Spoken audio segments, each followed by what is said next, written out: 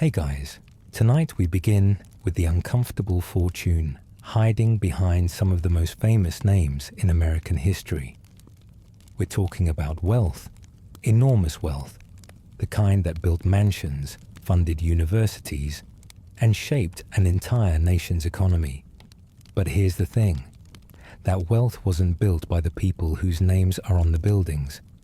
It was built by enslaved people, millions of them, working without pay, without choice, without rest, until their bodies gave out and someone else took their place. So before you get comfortable, take a moment to like the video and subscribe, but only if you genuinely enjoy what I do here. And let me know in the comments where you're tuning in from and what time it is for you. It's always fascinating to see who's joining us from around the world. Now, dim the lights. Maybe turn on a fan for that soft background hum. And let's ease into tonight's journey together. Congratulations, you've just been sold. Not metaphorically, not in some poetic sense about capitalism or the grind of modern work. Literally sold. You're standing on a wooden platform in a port city, maybe Charleston, maybe New Orleans, maybe Richmond, and strangers are inspecting your teeth like your livestock at a county fair. Someone squeezes your arm to check the muscle. Someone else forces your mouth open and peers inside, prodding at your gums with fingers that smell of tobacco and cheap soap. A man in a clean linen coat writes something in a ledger without once looking at your face. You don't get to object. You don't get to explain that you had a name once, a family once, a place you belonged before ships and chains and auction blocks became the only geography you knew. None of that matters now. What matters is what your body can produce, because that's what you are to these people. A production unit, a tool with a pulse. The auctioneer calls out numbers, and the crowd responds with lazy nods and raised fingers, the way you might bid on a painting or a fine horse. Your price climbs, not because anyone values you as a human being, but because the cotton market is booming and strong hands are in demand this season. The bidding ends. Someone you've never met and never will understand just purchased your entire future for a sum he'll earn back within a year from the labor your body provides. And whatever you produce from this moment forward, every ounce of sugar, every bale of cotton, every brick you lay, every field you clear, every fence you mend, belongs to them. The money your labor generates won't buy you food. It won't buy you rest or a warmer blanket in winter. It'll buy your enslaver a new coat, a bigger house, another human being just like you to stand beside you in the field and double the output. This is how wealth was built in America. Not through genius, not through grit or frontier spirit or any of the stories people like to tell themselves. Through theft. The theft of human lives and everything those lives could create. And the families who profited, some of them are still wealthy today. Their names grace hospitals, colleges, streets, entire cities. You walk past their legacies every day without knowing that the foundation was laid by people who were never paid, never thanked, and never freed in time to enjoy the world they built with their own hands. Tonight, we're going to trace that money. Follow it from the fields to the ledgers, to the family fortunes that shaped a nation. And we're going to do it through your hands, your sweat, your stolen labor. Because this isn't abstract history. This is the story of what happened to you. Let's start with cotton, because cotton is where the real money lived and breathed and multiplied. You're somewhere in the deep South now. Maybe Mississippi, maybe Alabama, maybe the vast flatlands of the Louisiana Delta, and the field stretches out before you like an ocean of white bowls baking under a sun that never seems to set. Your hands are already cracked and bleeding from yesterday's picking. Doesn't matter. You pick. You pick because stopping isn't an option. The overseer on horseback carries a whip that isn't decorative. You've seen what it does. You've felt what it does on nights when your back burned so badly you couldn't lie down and had to sleep on your stomach in a cabin full of people doing the same thing. The skin between your shoulder blades carries a map of every time you fell short of the daily quota. That quota is somewhere around 150 to 200 pounds a day, depending on who owns you and how greedy they're feeling this particular season. Fall short, and you'll know about it before sundown. Exceed it, and congratulations, your quota just went up permanently. There's no reward for excellence in this system, only a higher expectation and the same empty stomach waiting at the end of the row. Here's the thing most people don't understand about cotton. It didn't just make planters rich. It made bankers rich. It made insurers rich. It made factory owners in Manchester and merchants in New York and shipbuilders in Boston and commission agents in Liverpool rich. Cotton was the thread that stitched the entire Atlantic economy together, and every single stitch ran through your cracked and bleeding fingers. By the 1830s, cotton accounted for more than half of all American exports. By the 1850s, enslaved people in the South were producing roughly 75% of the world's cotton supply. Let that settle for a moment. 3/4 of the global cotton market, the commodity that clothed the industrializing world, powered entirely by people who own nothing, not even themselves. The wealth didn't stay on the plantation. It radiated outward like heat from a furnace. Northern banks financed the purchase of enslaved people on credit. Insurance companies in Connecticut and New York wrote policies on human beings, covering the slaveholders' financial investment in case their property died, fell ill, or ran away. Shipping. Companies moved the cotton from southern ports to textile mills across the ocean. Commission merchants in New Orleans and Charleston took their percentage for brokering every sale, skimming profit from both ends of the transaction. Everyone had a hand in the machine. Everyone got a cut, except you. You got nothing. You picked until your fingers bled, carried sacks that weighed more than your own exhausted body, and collapsed at the end of each day in a cabin with a dirt floor, no door worth the name, and a single blanket that smelled of sweat and hearth smoke and the bodies of everyone who'd slept under it before you.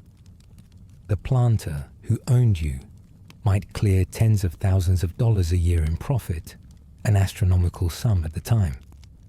Enough to build columned mansions with imported marble mantels and host lavish parties where guests ate off bone china while debating the finer points of civilization and classical literature. He'd use that money to buy more land, more people, more cotton, seed, and the cycle would spin faster and wider with each passing year, generating fortunes that would outlast the institution itself by centuries. Some of the wealthiest families in antebellum America, the ones who built the grand plantation homes along the Mississippi River, who sent their sons to elite universities up north, who dined with presidents and shaped national policy over brandy and cigars, owed every cent of their comfort to your labor. Your work wasn't supplementary to their wealth. It was the entire engine. Without you, there was no cotton. Without cotton, there was no economy worth mentioning. And without that economy, there were no American dynasties. Just empty land and ambitious men with nothing to sell. Now let's follow the money north, because if you think slavery was a southern problem contained below the Mason-Dixon line, the financial records tell a very different and much more uncomfortable story. You're in New York City now, the financial capital of the young nation. Wall Street is already humming with ambition and speculation, and the commodity being traded with the most enthusiasm isn't gold or grain or government bonds. It's you, or rather, the profit extracted from you. Northern banks were neck-deep in the slavery economy. They extended credit to Southern planters who needed capital to expand their operations. They loaned money specifically for the purchase of enslaved people, drawing up contracts that listed human beings as line items, and they accepted those same human beings as collateral on the loans. If a planter defaulted, the bank didn't just seize his land, it seized his people, sold them at auction to the highest bidder, collected the outstanding debt, moved on to the next transaction without a backward glance. Some of America's most prestigious financial institutions trace their origins directly to these kinds of transactions. Banks that still operate today, that sponsor charitable events and run heartwarming advertisements about community values, were built on revenue streams that began in the auction houses of Charleston and New Orleans. The connection between Northern finance and Southern slavery wasn't incidental or accidental. It was structural and deliberate. Without Northern capital providing the loans, the plantation system couldn't have expanded as rapidly or as profitably as it did. And without plantation profits flowing reliably back north in the form of loan repayments, interest and commissions, those banks couldn't have grown into the towering institutions they eventually became. Insurance was another goldmine built directly on enslaved bodies. Enslaved people were insured just like any other piece of valuable property, because under the law, that's precisely what they were. Policies covered death, permanent injury, extended illness, and escape. If you managed to run and weren't recovered within a specified period, your enslaver filed a claim and collected payment for the loss of his investment. If you died from overwork, tropical disease, or a beating that went further than intended, the insurer paid out the assessed value. Companies headquartered in New England and the Mid-Atlantic grew prosperous on these premiums, investing the proceeds into more ventures, more commercial growth, more American prosperity, built on a foundation nobody wanted to examine too closely. The actuarial tables these companies constructed included detailed estimates for the expected productive lifespan of enslaved people, broken down by age, physical condition, and type of labor performed. Your death wasn't a tragedy to them. It was a data point in someone's profit calculation. And then there was the shipping industry. Cotton didn't transport itself across the Atlantic to the hungry mills of Manchester and Glasgow. It traveled on ships owned by northern merchants, crewed by free sailors earning wages that ultimately derived from enslaved labor's output. Port cities like Boston, Providence, and New York owed their commercial growth and physical expansion directly to the movement of slave-produced goods. Warehouses lining the waterfront were packed floor to ceiling with cotton, tobacco, sugar, and rice, all of it grown, harvested, and processed by people who would never see a single cent of the profit those bales and barrels represented. The textile mills of New England deserve special mention. Those famous factories in Lowell and Fall River, the ones that schoolchildren are taught, represented America's great industrial awakening and the beginning of manufacturing independence, ran entirely on cotton picked by enslaved hands in southern fields. The young women operating the looms were paid wages, meager ones, but wages nonetheless. The people who actually grew and harvested the raw material they worked with received nothing at all. The mill owners understood perfectly well where their supply originated. They simply chose not to look too carefully at the details, the way someone might decline to read the fine print on a deal they know is too good to be entirely clean. So when someone tells you slavery was a regional issue, a peculiar institution confined to the states that practiced it openly, remember where the money actually went. It ran through every bank vault in Manhattan, every shipping office in Boston, every factory floor in the Connecticut River Valley. The wealth was never contained below any line on a map. It was distributed nationally, processed through layers of legitimate commerce until the original source became easy to overlook and even easier to deny. Let's talk about sugar now, because if cotton was king, sugar was the tyrant nobody survived working for without permanent scars. You've been moved to Louisiana, maybe purchased at one of the enormous slave markets in New Orleans, a city that processed more human sales than almost anywhere else on the continent. The air down here is thick with humidity, heavy enough to feel like cloth draped over your face. The sugar plantation is different from the cotton field, and not in any way that benefits you. It's worse. That's not dramatic license. The labor demanded by sugar cultivation was so brutal, so relentlessly physical, that sugar plantations consistently recorded the highest mortality rates of any agricultural operation in the American South. You're cutting cane now. The stalks tower above your head, thick as your wrist and razor-edged, their long leaves slicing your forearms and hands open as you work your way through the row. Each swing of the machete sends a shockwave through your shoulders, your spine, your knees. The heat presses down on you like something alive and hostile. Mosquitoes swarm in clouds dense enough to breathe in, carrying fevers with names nobody's going to bother teaching you because you're not a patient. You're equipment that happens to bleed. And the harvest season, known as the grinding, is a dead sprint that lasts weeks, without meaningful pause. During the grinding, you work around the clock, day and night, blurring into a single continuous stretch of exhaustion. There's no break for darkness because the sugar has to be processed immediately once it's cut, or it spoils and the planter loses money.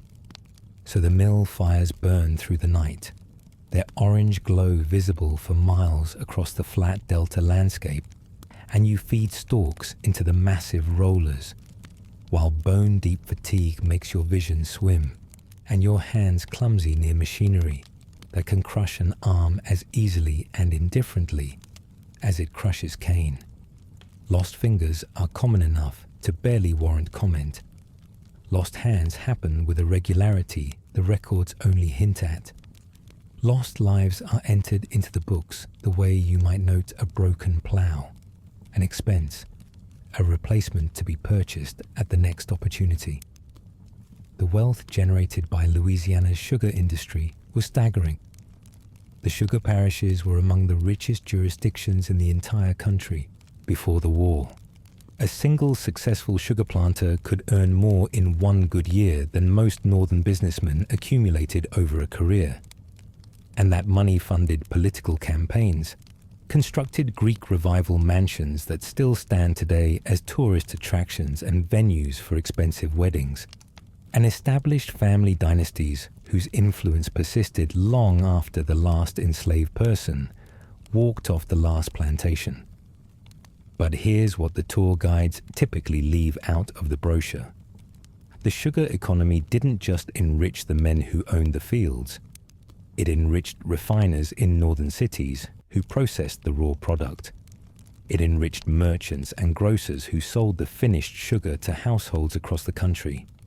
It enriched speculators who traded sugar futures on commodities exchanges, betting on prices that rose and fell with every hurricane season and every slave revolt in the Caribbean. The sweetness dissolving into a northern family's afternoon tea arrived at a cost measured in human bodies, in shortened lives, in children who grew up without parents because sugar killed people faster than they could be replaced. And nobody stirring their cup wanted to examine what that sweetness had actually cost. You worked the cane until your body was used up. The average lifespan of an enslaved person laboring on a Louisiana sugar plantation was measurably, significantly shorter than on a cotton plantation, and cotton itself was no gentle occupation. You were consumed by the very commodity you helped produce, ground down like the cane itself, pressed and boiled and processed until there was nothing left in you worth extracting. And the fortune your suffering generated didn't follow you to the shallow grave someone dug at the edge of the property. It followed your enslaver to the bank, to the state house, to the grand dining table where the next generation's inheritance was discussed over port wine and dessert. So let's trace where all this accumulated wealth actually landed over the longer arc of history, not just in the immediate years of slavery's operation, but across generations, across the centuries that followed. The answer is that it embedded itself into the institutions that still define American life today. Start with education, because this is where the contradiction cuts deepest. Some of the most prestigious universities in the country have direct, documented financial ties to slavery. Endowments were seeded with slaveholders' donations. Campus buildings were physically constructed by enslaved laborers who mixed the mortar, hauled the stone, laid the bricks, and carved the ornamental details without ever being permitted to sit in a lecture hall or hold a textbook. Scholarships were endowed with fortunes earned from the sale of human beings on auction blocks. Georgetown University sold 272 enslaved men, women, and children in 1838 to settle institutional debts and keep its doors open. Harvard Law School's first endowed professorship was funded with wealth derived from slave labor on sugar plantations in Antigua. Brown University's founding family was deeply and directly involved in the transatlantic slave trade, profiting from the transport of human cargo across the ocean. Yale, Columbia, the University of Virginia, Princeton, William and Mary. The list stretches on like an indictment that nobody filed in time. These institutions educated the lawyers, politicians, physicians, ministers, and businessmen who went on to shape every facet of the country for the next 200 years. The professional networks built inside those ivy-draped walls became the scaffolding of American power and influence across generations. And the people whose stolen labor literally paid for all of it were forbidden by law from learning to read. Not because they lacked the intelligence or the desire, but because literacy in enslaved hands was considered dangerous by the very people who profited from their ignorance. In most slave states, teaching an enslaved person to read or write was a criminal offense carrying severe penalties for everyone involved. The punishment for being caught with a book could be savage and public, staged as a warning to anyone else who might consider the radical act of learning the alphabet. Think about that contradiction and let it settle into your bones. The same labor that funded the construction of a university could get you whipped for trying to learn inside one. The same hands that built a library's walls would be beaten bloody for reaching toward the books on its shelves. The money also poured into the political machinery that governed the nation, shaping laws and policies for generations. Slaveholding families dominated American government at every level. Of the first 18 presidents, 12 owned enslaved people. The halls of Congress, the Supreme Court bench, the governor's mansions, the military leadership. All of it was populated disproportionately by men who either held people in bondage directly or owed their careers and fortunes to families that did. Political campaigns ran on plantation money. Legislative agendas were drafted by men whose personal balance sheets depended on the continuation and expansion of slavery. The Three-Fifths Compromise wasn't just a dry clause buried in constitutional history. It was a deliberate power-multiplying tool that gave slaveholding states extra representation in Congress and extra weight in presidential elections by counting enslaved people as 3/5 of a person for apportionment purposes, while denying those same counted people every single right, protection, and privilege of citizenship. Your body counted toward their political power, but never toward your own freedom, your own voice, your own claim to the humanity they borrowed from you for electoral math.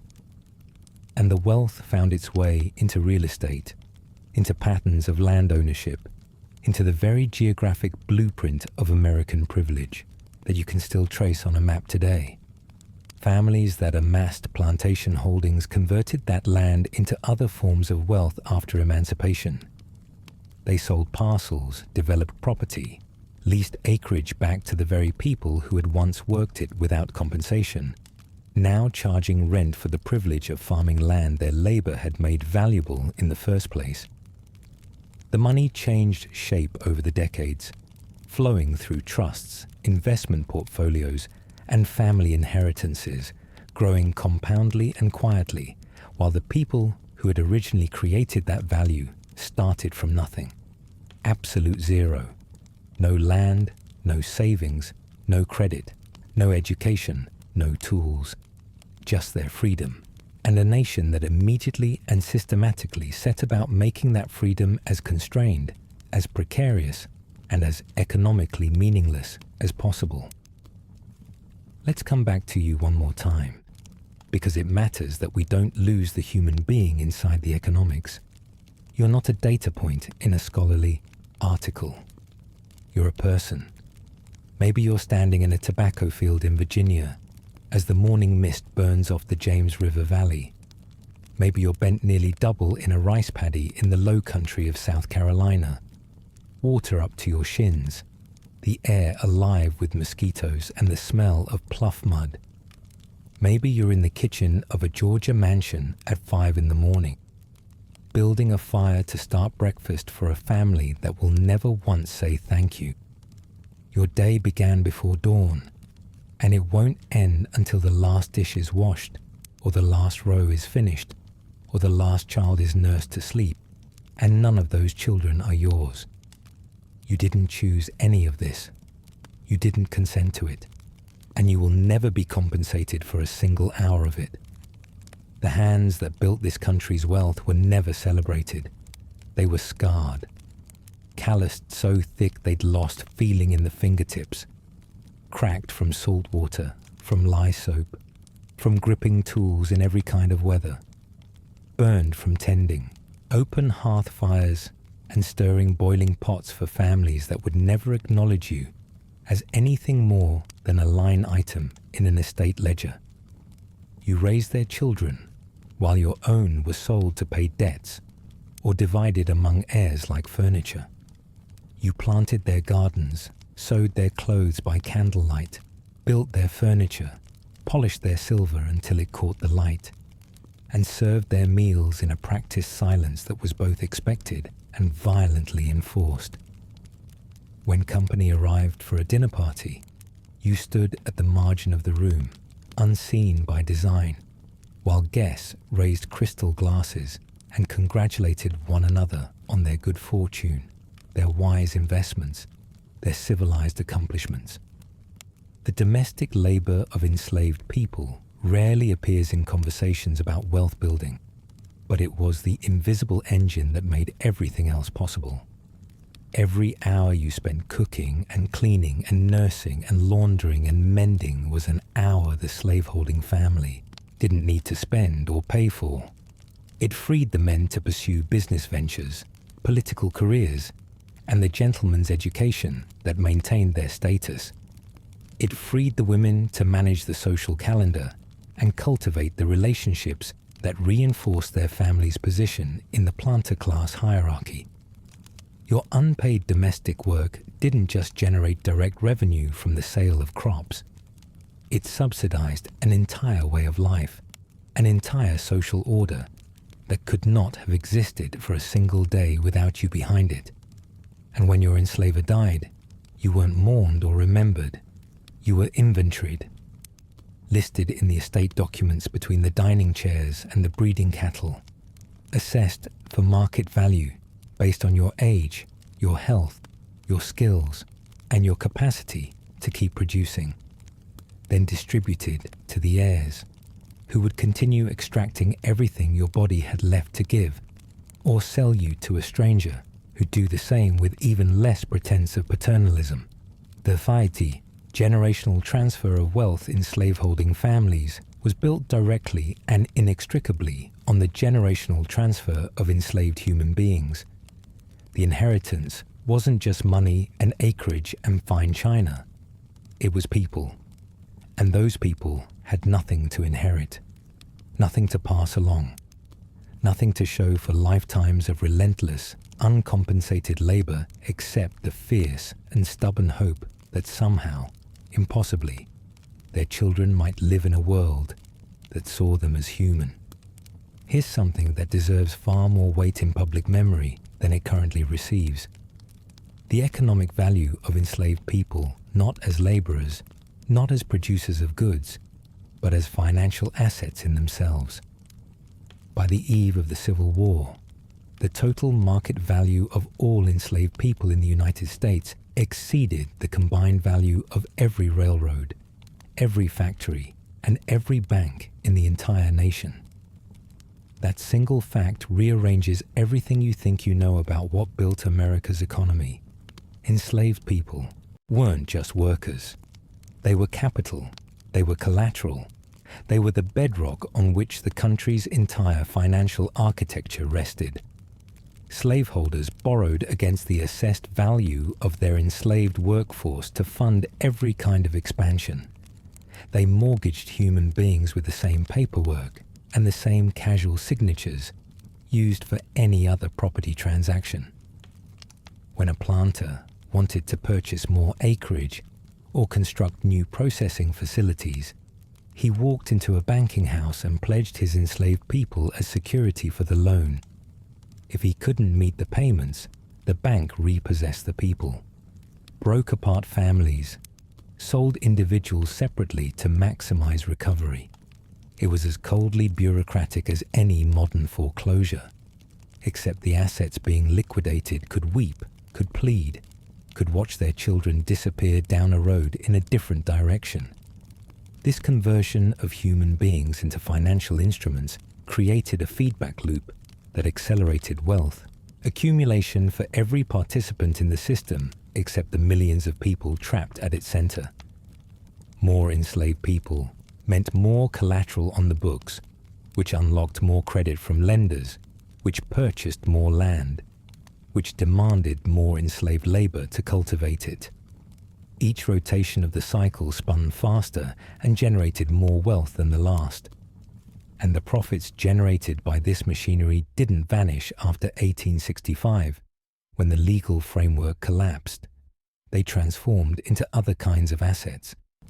Planters who lost their enslaved workforce after emancipation still held their land, their social connections, their political influence, and in many cases, their accumulated cash, investments, and lines of credit. The brief experiment of Reconstruction attempted to redistribute some of this concentrated wealth, to give formerly enslaved people land and resources to establish independent, self-sustaining lives. But those efforts were systematically and often violently dismantled by the very interests that had profited from slavery for generations. The promise of 40 acres and a mule evaporated almost as quickly as it was made. And so the chasm of wealth that slavery had carved into American society didn't narrow with emancipation. It hardened. It calcified into structures and systems and patterns of ownership and exclusion that perpetuated themselves long after the original cause was officially abolished. The families who had built their fortunes on enslaved labor invested those accumulated gains into the booming post-war economy, into railroads and heavy industry and urban real estate and the new financial instruments of the Gilded Age. They became the philanthropists and power brokers of the 20th century, their names etched onto museum wings and hospital wards and charitable foundations. Meanwhile, formerly enslaved people entered their freedom possessing nothing material. No land, no savings, no formal education, no capital, no credit, no institutional, memory of how wealth is accumulated and protected across generations. They carried only their skills, their endurance, and their unyielding determination to build lives in a nation that immediately began erecting new barriers to replace the old ones. Sharecropping locked black families into cycles of debt on the same soil they'd worked without pay. Convict leasing forced black men back into unpaid labor through fabricated criminal charges and compliant judges. Jim Crow laws codified the arrangement with the full backing of state legislatures and courtrooms. The wealth gap was never an accident of history or the natural sorting of a free market. It was engineered with precision, maintained with violence, and perpetuated through systems designed to look neutral while operating with devastating specificity. And it endures into the present for a simple mathematical reason. Wealth compounds. $1 saved and invested in 1865 has multiplied exponentially over the intervening generations. And if your family possessed no dollars at all in 1865, because every dollar of value your ancestors ever produced was taken from them by force, then more than a century and a half of compound growth has been working against you, while it worked magnificently for the descendants of the people who took everything. So where does all of this leave us as we settle into the quiet of this evening? You've spent tonight living inside a history that many people only encounter in fragments, if they encounter it at all. You've stood on the auction block while strangers appraised your worth in dollars. You've picked cotton until your hands cracked open and bled into the white bowls. You've cut sugar cane in heat that could bring down a strong man, feeding stalks into machinery that consumed fingers and hands and lives without pausing. You've watched the money flow outward from your labor into ledgers you'd never be taught to read, into banks whose doors you'd never be allowed to enter, into institutions that would spend centuries crediting their success to everyone and everything except the people who actually made it possible. The families who built their fortunes on your stolen work became senators and governors and university presidents and titans of industry. Their names are carved into marble above doorways you were never invited through. Their portraits hang in gilded frames in boardrooms and faculty lounges and state capitals. Their descendants manage trusts and sit on philanthropic boards and inhabit houses that were purchased 3 or 4 or 5 generations ago, with wealth that originated in the fields you worked, the kitchens you tended, the children you raised who called someone else mother or father, and you, the person who actually performed the labor, received nothing. No recognition during your lifetime, no compensation after it, no seat at the table you built with your own hands, set with polished silver, and served dinner on every evening for years, that blurred together into decades. That's the history embedded in some of America's most celebrated fortunes. It isn't ancient, it isn't abstract or purely academic. It shaped the country as it exists at this very moment. The neighborhoods, the school funding formulas, the employment patterns, the wealth distribution, the medical outcomes, the incarceration rates, all of it connects back through an unbroken chain to a system that treated human beings as raw material for someone else's prosperity. But here's what no ledger ever captured, what no estate inventory or insurance policy or bank balance could ever reduce to numbers. Through all of it, through the auctions and the whip and the grinding seasons and the stolen children and the daily, methodical humiliations engineered to convince you that you were less than human. Enslaved people never stopped being fully, defiantly, magnificently alive. They fell in love in the quarters after dark, making promises they had no legal power to keep but whispered anyway, because love doesn't wait for permission from the law. They sang songs that carried hidden directions to freedom stitched between lyrics that simply made another unbearable hour survivable. They taught their children in secret, tracing letters in the dirt by firelight, pressing knowledge into small hands because they understood it was the one thing that couldn't be easily auctioned off. They wove networks of mutual care and protection that held millions of people together across generations of captivity, informal systems of solidarity that no overseer could fully see and no law could entirely destroy. They resisted, sometimes with uprisings that made the slaveholding class tremble behind their locked doors, sometimes with quieter weapons, slowed work, tools that mysteriously broke, illnesses that conveniently appeared on the busiest days, and 1,000 small daily refusals that made clear to everyone watching that obedience was never the same thing as acceptance. And when freedom finally came, incomplete and contested as it was, they didn't spend a single hour mourning what had been stolen. They built schools in church basements and borrowed rooms, congregations that became the organizing center of entire communities, businesses launched with nothing but skill and nerve in towns that actively tried to shut them down, families stitched back together across impossible distances, with men and women walking hundreds of miles on dirt roads to find brothers, sisters, mothers, and children who'd been sold away years or even decades before. They pursued education with a ferocity that astonished their allies and terrified their opponents. They became doctors, lawyers, teachers, ministers, writers, artists, inventors, engineers, and leaders of every description, not because the country cleared a path for them, but in active defiance of every obstacle laid across it. So tonight, as you let your eyes close and your breathing deepen and the noise of the day finally goes quiet, carry this with you into sleep. The wealth of a nation was built by people who were never meant to share in it. And the resilience of those people, their absolute refusal to be erased from a story they wrote with their own scarred hands, their insistence on building meaning and beauty and unbreakable community out of circumstances designed to crush all three. That isn't just a chapter in somebody's history book. That's the foundation underneath everything that came after. It's the reason the story didn't end on the auction block. It's the reason there's a story worth telling at all. Rest well tonight, and remember whose hands built the world you're resting in.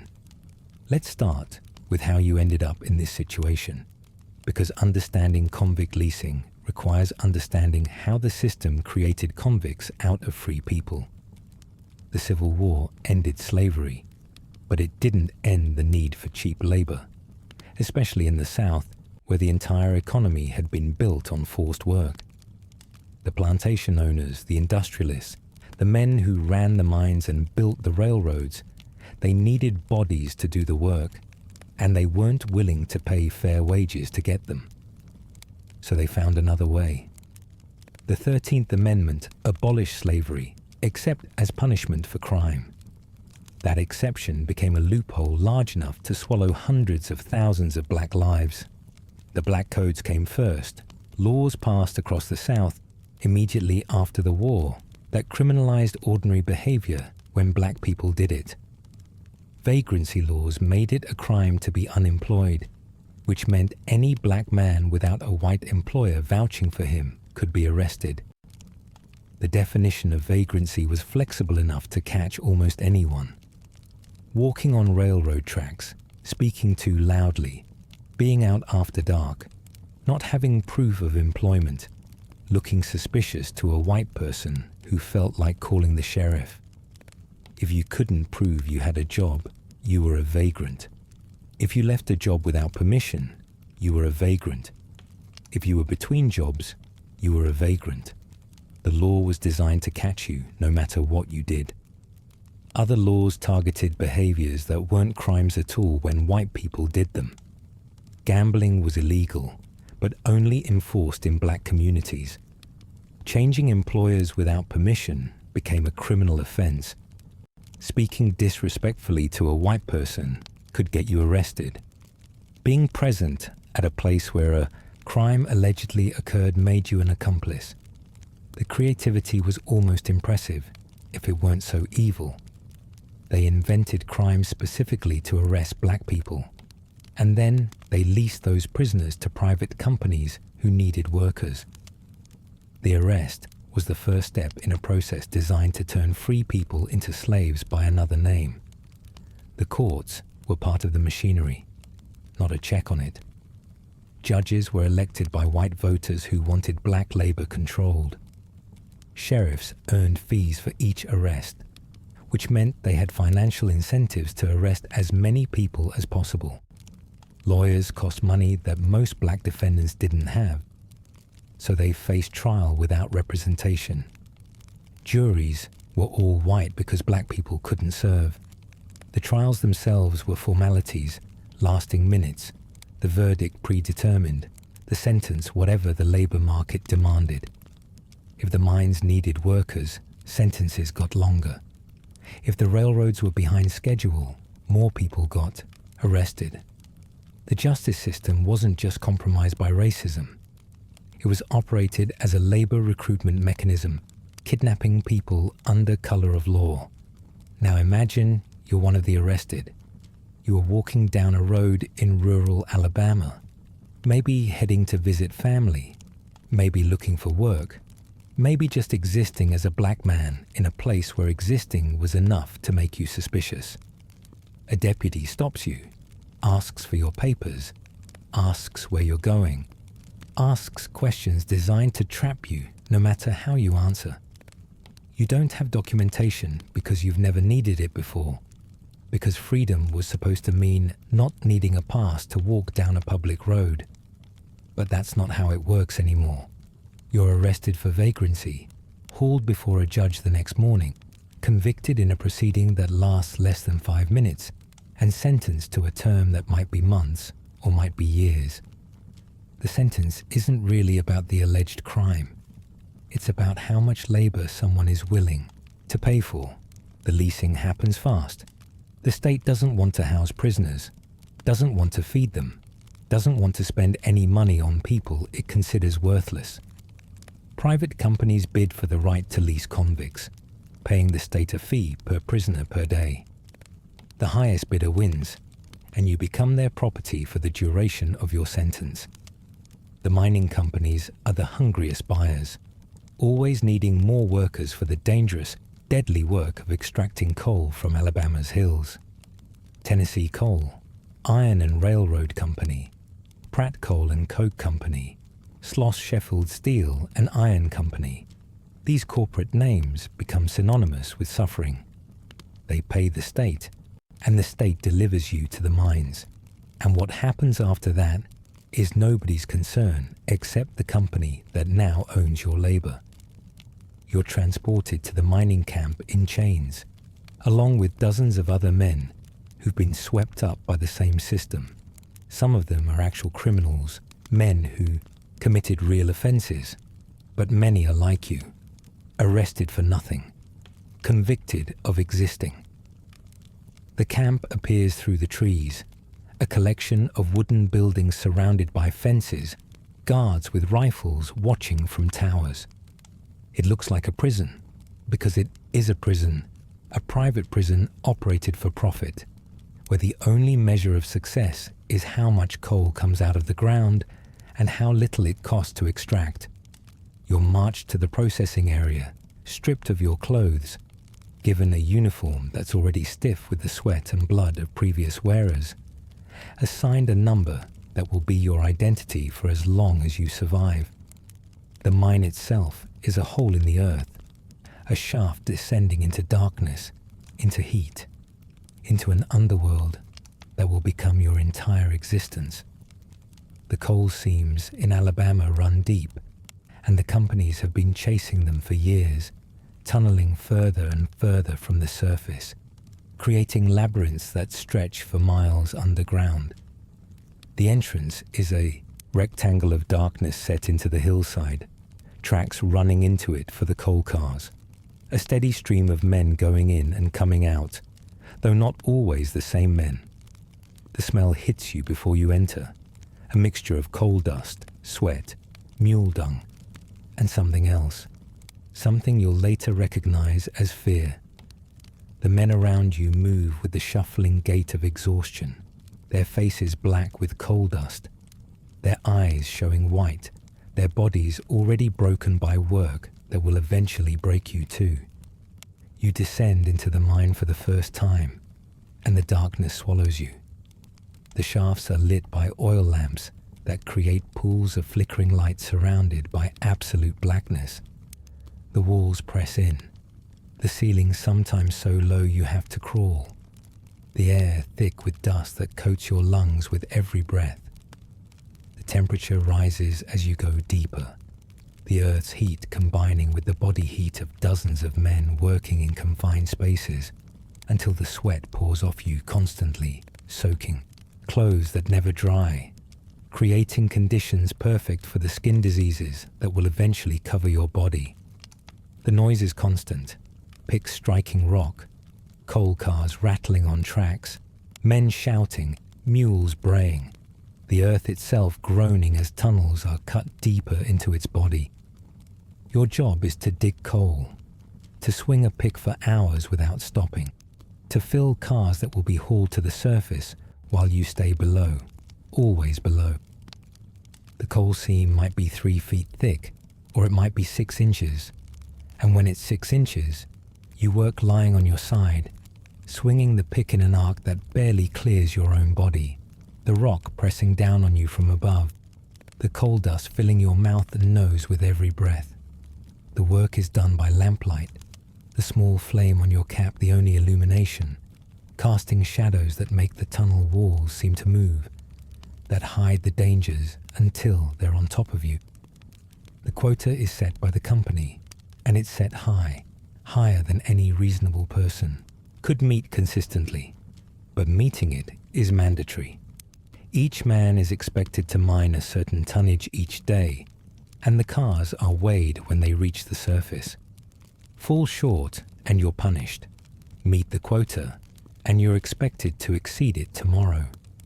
The system is designed so that you're always behind, always in debt to the company, always one bad day away from the whip. Some men manage to meet quota by working every possible minute, by skipping meals, by pushing their bodies past every limit. Others form informal partnerships, helping each other fill cars, covering for men who are sick or injured, trying to protect the group from punishment that falls on individuals. The guards carry leather straps, wooden paddles, whatever implements of pain the camp boss prefers, and they use them liberally, not just for punishment, but for motivation, for entertainment, for the simple exercise of power over men who can't fight back.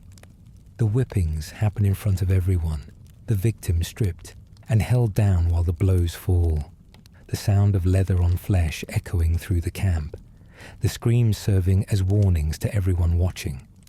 A man might receive 20 lashes, 50 lashes, 100 lashes, the number depending on the offense and the mood of the guard administering the punishment. Some men die from whippings, their bodies unable to withstand the trauma, the skin flayed from their backs, the shock stopping their hearts. Their deaths are recorded as due to other causes or not recorded at all, the truth buried along with their bodies. The mines themselves are death traps in ways that go beyond the intentional cruelty. Coal mining is inherently dangerous, but the convict mines were worse than any free labor operation would have been allowed to be. Safety measures cost money, and the companies had no incentive to spend money protecting workers who could be replaced for the cost of another lease payment. Ventilation was inadequate, allowing methane gas to accumulate in the tunnels, creating conditions for explosions that could kill dozens at once. The Pratt Mines disaster of 1888 killed over 100 men when gas ignited deep underground, the explosion so powerful it blew bodies out of the mine entrance. So hot it fused coal and rock and flesh into indistinguishable masses. Roof supports were minimal, the timbers too few and too weak, the rock above groaning and cracking until it came down on the men below. The explosions were spectacular tragedies that occasionally made the newspapers, but the daily accidents killed more men over time. Cave-ins buried workers under tons of rock, sometimes killing them instantly, sometimes trapping them alive to suffocate slowly, while rescuers tried to dig through. Coal cars broke loose and rolled down inclines, crushing anyone in their path. Tools slipped and struck flesh. Men fell down shafts that descended hundreds of feet. The mules that hauled coal cars through the tunnels kicked and bit, injuring handlers who couldn't get out of the way in the cramped passages. Every day brought new injuries, new deaths, new reminders that the mine would take you eventually, that the only question was when and how. The hours are inhuman. You enter the mine before dawn and emerge after dark, spending your entire waking life underground, except for the brief periods of eating and sleeping. 14 hours, 16 hours, sometimes more during busy seasons when the company needs extra production.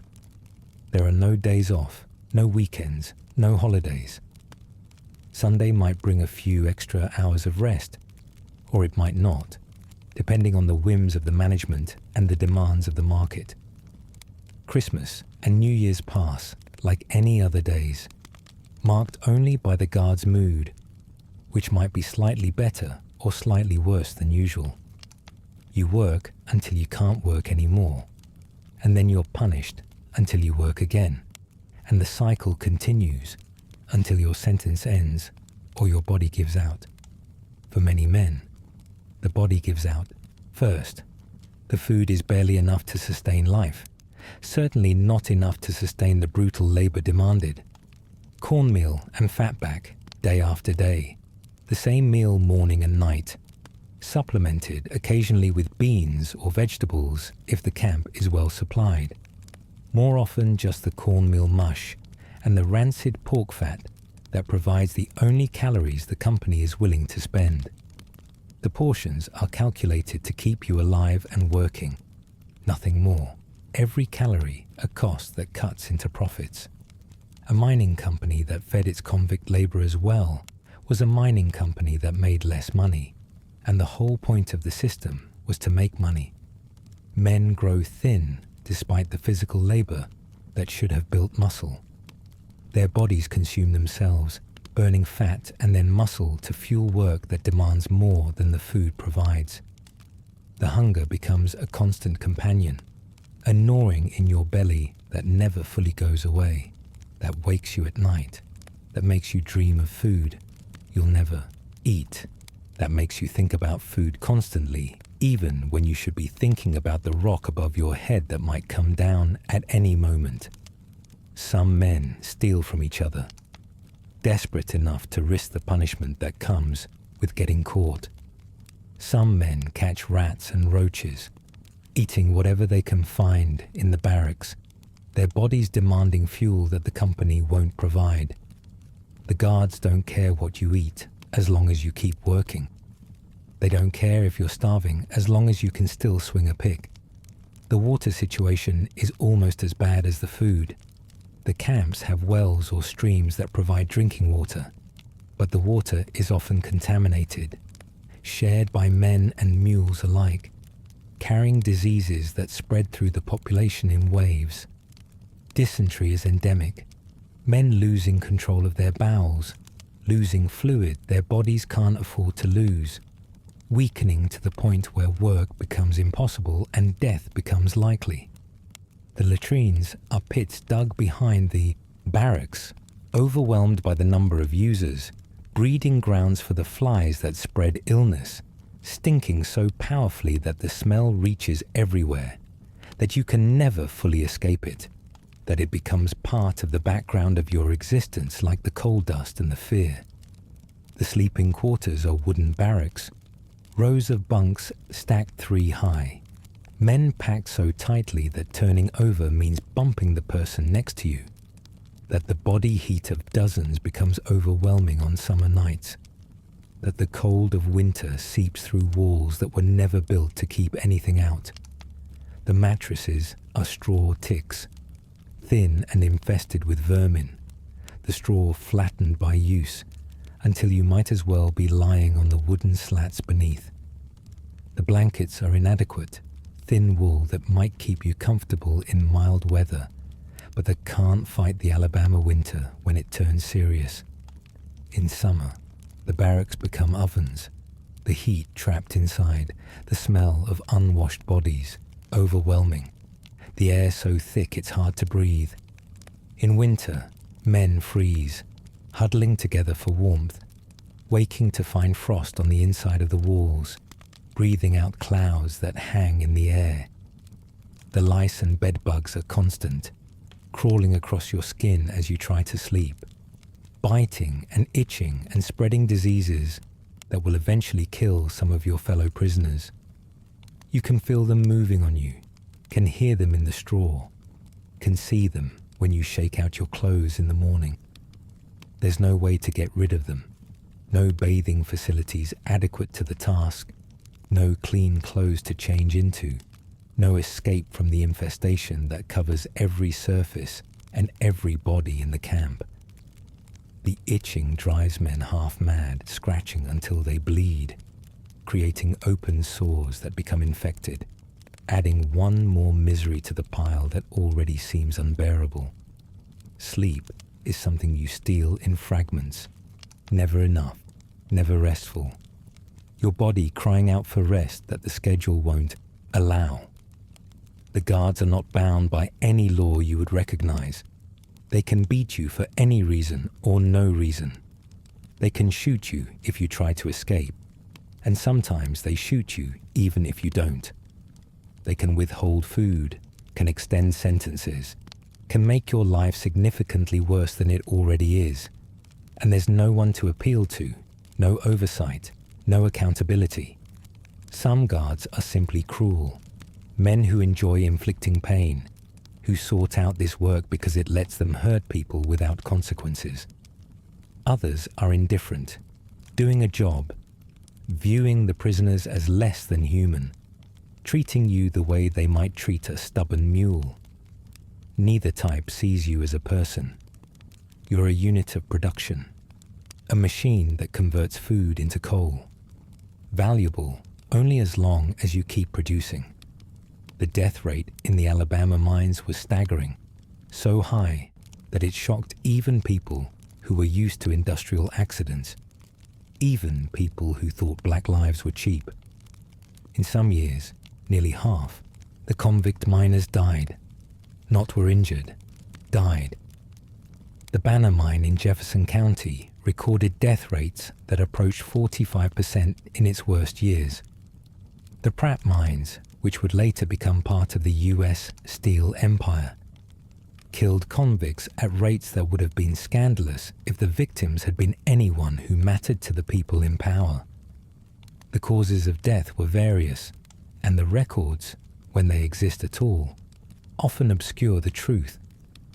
Cave-ins that buried men alive, the rock coming down without warning, trapping workers under tons of debris that might take days to clear, by which time the trapped men had suffocated or bled to death or simply died of thirst, waiting for rescue that came too late. Explosions of coal gas that incinerated entire work crews, the methane accumulating in poorly ventilated tunnels until a spark from a pick or a lamp set off a fireball that traveled through the shafts at the speed of sound, burning everything in its path, leaving bodies charred beyond recognition. Falls down shafts, tumbles from unstable platforms, collisions with coal cars, injuries from the mules that dragged equipment through the tunnels, the 1,000 ways that a dangerous environment could kill men who were already weakened by hunger and exhaustion. The diseases killed even more than the accidents. Tuberculosis was endemic, the coal dust shredding lungs with every breath, creating lesions where the bacteria could take hold. the cramped sleeping quarters ensuring that the disease spread from man to man until nearly everyone was infected. The TB came on slowly, a cough that got worse, a weakness that didn't go away, a fever that spiked and fell and spiked again, until finally you were coughing blood and couldn't work and were left to die in the camp hospital or wherever you happened to collapse. Pneumonia killed men weakened by overwork and underfeeding, their bodies unable to fight infections that healthy men might survive. Dysentery swept through, camps where sanitation was non-existent, dehydrating men to the point of death. Typhoid came with contaminated water. Smallpox came in waves. Every disease that preys on weakened immune systems found its way into the convict camps. And then there were the deaths that weren't accidents at all. The men who were beaten to death by guards who went too far. The men shot while allegedly escaping. The men worked until their hearts gave out. The men who simply disappeared from the records without explanation.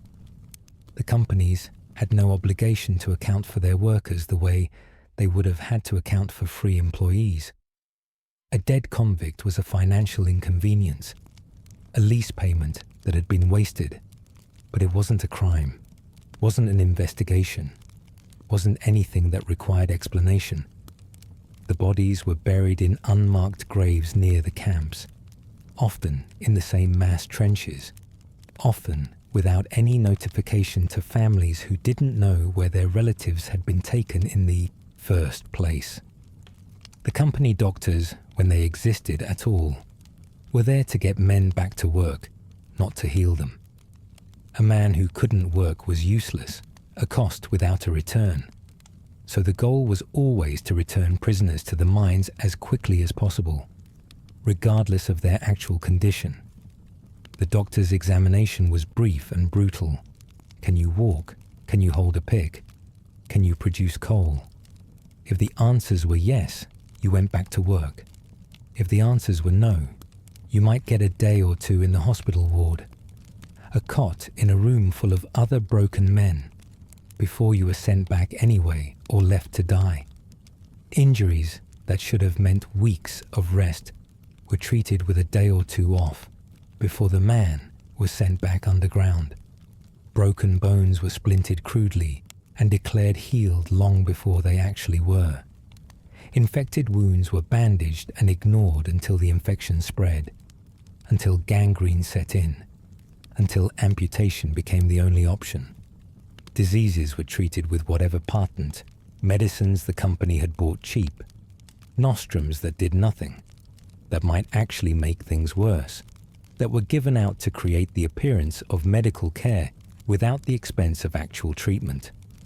Men worked with broken bones, with infected wounds, with fevers that should have kept them in bed, with conditions that were slowly killing them, because the alternative was punishment that might kill them faster.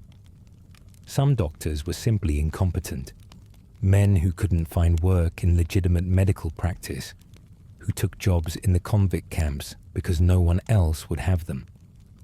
Others were competent but constrained, understanding what their patients needed but unable to provide it, knowing that the company wouldn't pay for real treatment, that advocating too strongly for prisoners' health would get them fired. A few were actively cruel, seeing the prisoners as less than human, experimenting with treatments, withholding care as punishment, participating in the system's cruelty rather than just tolerating it. The doctor's job was to determine whether you could still swing a pick, and if you could, you went back to the mine. If you couldn't, you might be sent back anyway.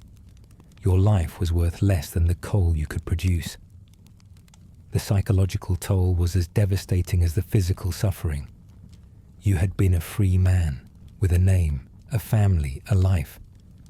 Now you were a number, a commodity, a tool to be used until you broke.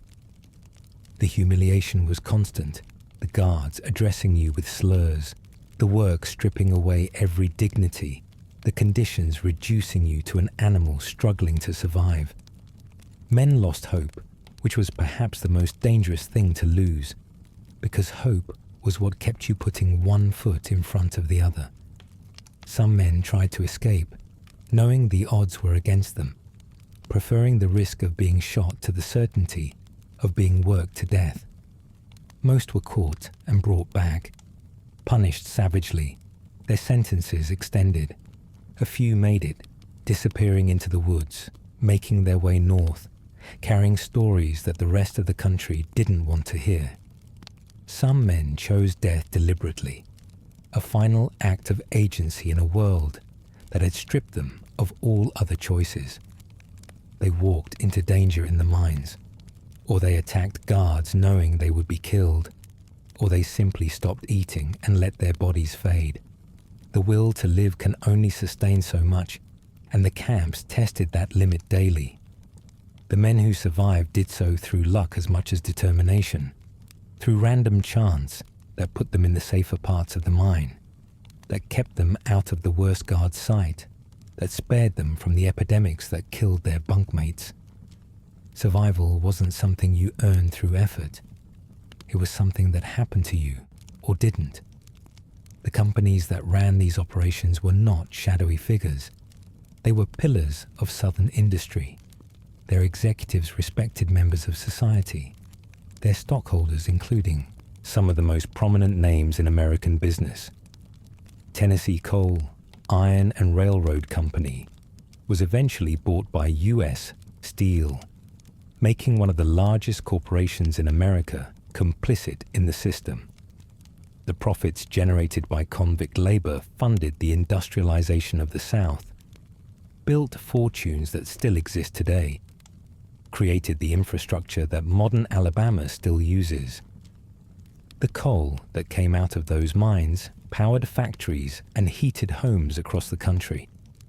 The steel made from Alabama iron built bridges and buildings. The entire Southern industrial economy was subsidized by this system of neo-slavery, the costs externalized onto black bodies that nobody was counting. The leasing companies preferred black convicts, and the statistics show it clearly. While black people were a minority of Alabama's population, they were the vast majority of its convict laborers. The system wasn't colorblind. It was designed to catch black people specifically, to recreate the labor, arrangements of slavery under a new legal framework.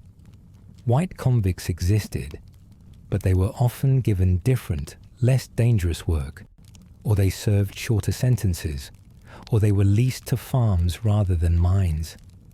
The mines were for black men, because black lives were cheaper, because black deaths didn't generate the kind of attention that white deaths might, because the whole system depended on a supply of laborers who could be used up and replaced without consequence. The families of convict laborers suffered terribly, often not knowing where their husbands or sons or brothers had been taken, often not learning of their deaths until months later, if at all. A man could be arrested in one county, tried in another, and shipped to a mine in a third, all without anyone notifying his family. The arrest itself might happen without witnesses, a man taken while walking alone, his family learning only when he failed to come home, searching for days or weeks before discovering that he was in custody, if they ever discovered it at all. Women showed up at jails looking for missing relatives, only to be told they had been leased out, with no information about where or for how long. The clerks who processed the paperwork didn't keep track of such details, or didn't care to share them, or actively enjoyed the suffering of families desperate for information. A wife might travel to 3 different counties looking for her husband, spending money she couldn't afford, only to learn that he had been sent to a mine she'd never heard of in a part of the state she'd never been to. By the time she found him, if she found him, he might already be dead. Children grew up without fathers, their families plunged into poverty by the loss of a breadwinner who had committed no real crime. The women left behind had to find ways to support themselves and their children in an economy that offered black women few options beyond domestic service, work that paid barely enough to survive, that required long hours away from home, that left children to raise themselves or be raised by neighbors and relatives. The economic devastation rippled outward from each arrest, affecting not just the man who was taken, but everyone who depended on him. The terror of the arrest extended beyond the man who was taken, spreading through communities, creating a constant fear that any black man might be next. Parents warned their sons to be careful, to avoid situations that might attract the attention of sheriffs looking for laborers, to never be caught alone, to never give anyone an excuse. But the excuses were so flimsy that avoiding them was impossible. You could be arrested for walking on a road. You could be arrested for sitting on a bench. You could be arrested for existing in a place where a white person wanted you removed. The fear was rational because the threat was real, and the fear itself was part of the system's function, keeping black communities afraid, keeping black workers compliant, making sure everyone understood who had power and who didn't. The reformers who tried to end convict leasing faced powerful opposition from every direction. The state government depended on the revenue the system generated, money that funded schools and roads and public services without requiring white taxpayers to pay higher taxes. Governors, who might have been sympathetic to reform, found themselves trapped by budgets that couldn't balance without the lease payments.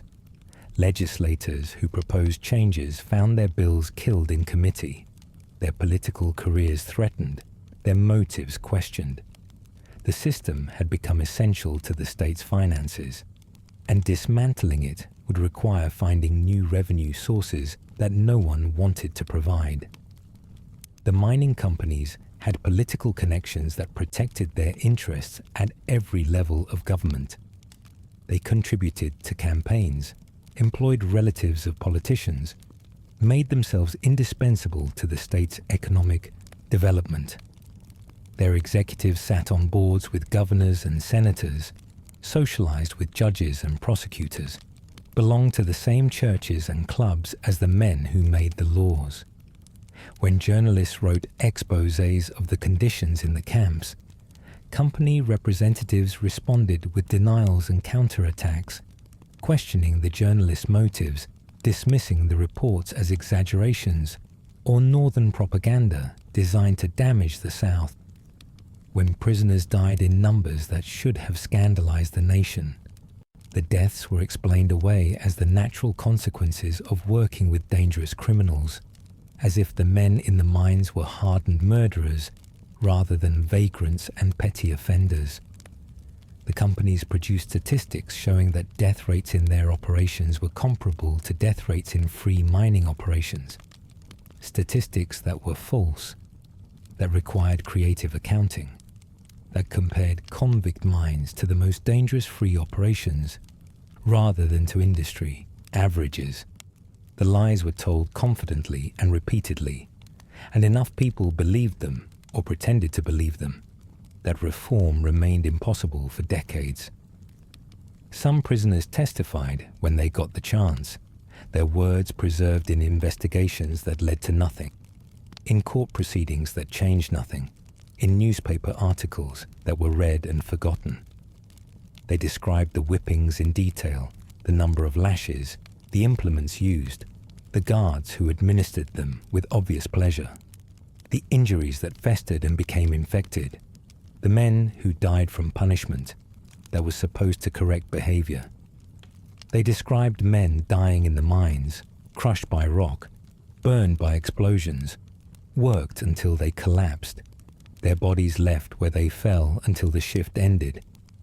They described the hunger and the cold and the heat and the disease, the constant presence of death, the absence of hope, the feeling of being worked to death by a system that valued coal more than human life. Their words were recorded, filed away, used to generate brief moments of outrage that never translated into meaningful reform, and then forgotten until historians rediscovered them decades later. The system finally ended not because of moral awakening, but because of economic calculation. As the 20th century progressed, the convict leasing system became less profitable and more troublesome.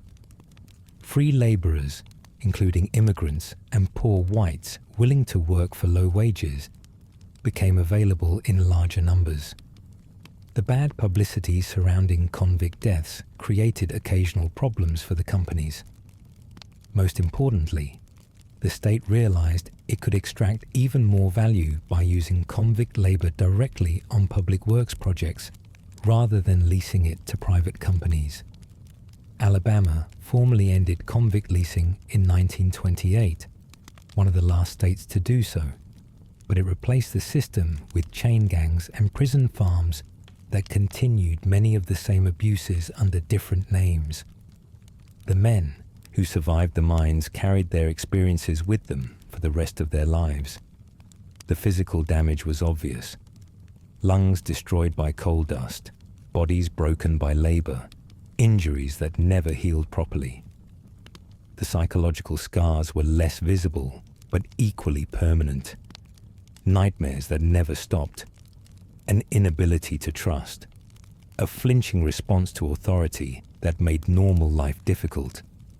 Some men couldn't talk about what they'd experienced. Others couldn't stop talking about it, needing to witness, needing someone to know. Most died before anyone thought to record their stories in any systematic way, their experiences buried with them, the full truth of the convict leasing system, known only to those who lived it. The mines themselves are mostly abandoned now, shafts collapsed or sealed, the coal exhausted or no longer profitable to extract. The camps where men suffered and died have rotted back into the earth, leaving few traces, no monuments, no acknowledgement of what happened there. The companies that profited have been renamed, merged, dissolved, their connection to convict leasing buried in corporate histories that prefer not to remember.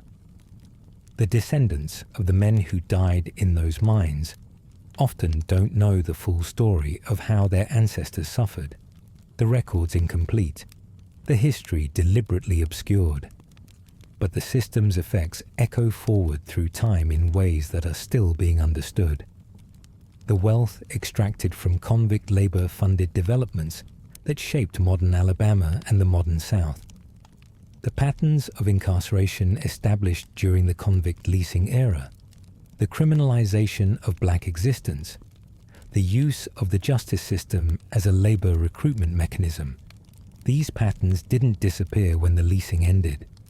They evolved, adapted, found new expressions in mass incarceration, in prison labor programs, in the ongoing overrepresentation of black Americans in the criminal justice system. The convict leasing system was not an aberration. It was a template. Tonight, as you settle into sleep, think about the men who descended into those mines, who swung picks in the darkness, who breathed coal dust until their lungs gave out. Think about Green Cottenham, whose story was documented in Douglas Blackman's book Slavery by Another Name. Arrested for vagrancy in 1908, sold to a mining company, worked in conditions that killed so many others. Think about the thousands whose names we don't know, whose deaths weren't recorded, whose suffering generated the wealth that built industries and fortunes. Think about what it means that this happened in America, after emancipation, in a country that claimed to believe in freedom. But think also about the fact that some survived. Against odds that should have been insurmountable, some men made it through their sentences, walked out of the camps, returned to lives that would never be the same, but that were still lives. They carried witness even when no one wanted to hear.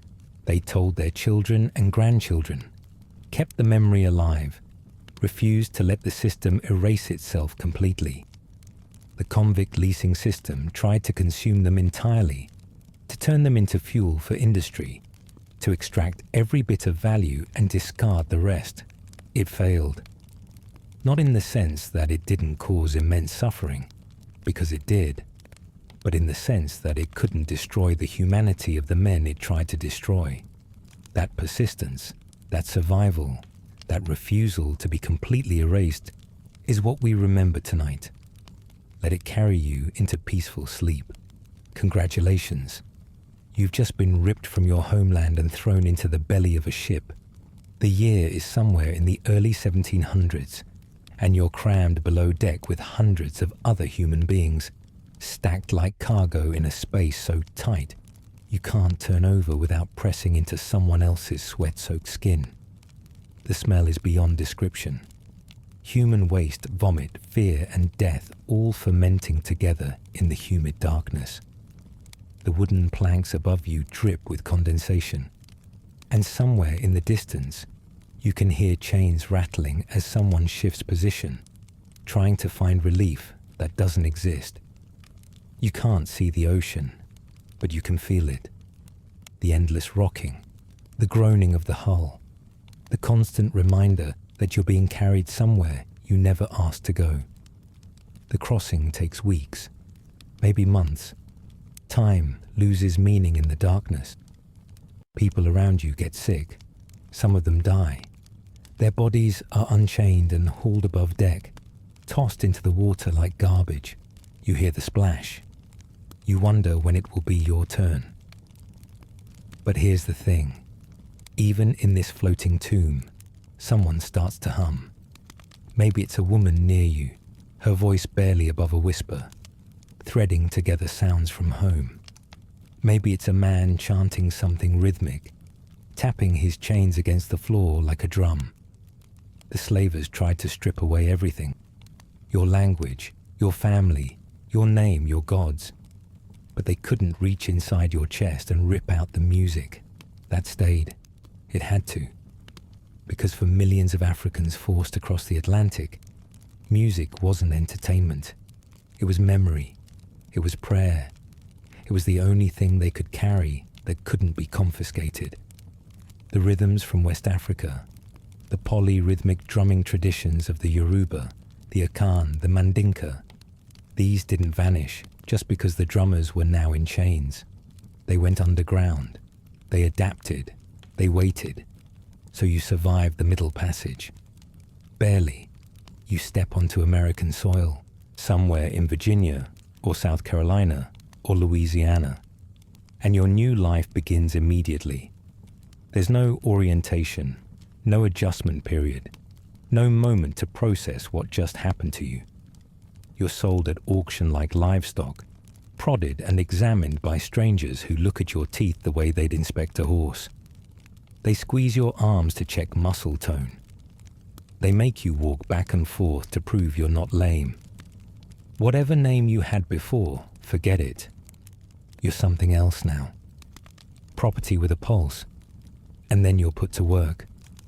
The fields stretch out in every direction. Tobacco or rice or cotton depending on where you've landed. And the sun beats down with a heat that feels personal. Like the sky itself has decided to punish you. Your back bends. Your hands blister, then callous, then blister again on the new calluses. And the overseer watches from horseback, whip coiled at his side like a sleeping snake that could wake at any moment. Here's where the music becomes something new. The slaveholders, in their infinite paranoia, banned drums almost immediately. They understood, perhaps instinctively, that drums were dangerous. Drums could communicate across distances. Drums could coordinate rebellion. Drums could carry messages in codes that no white ear could decipher.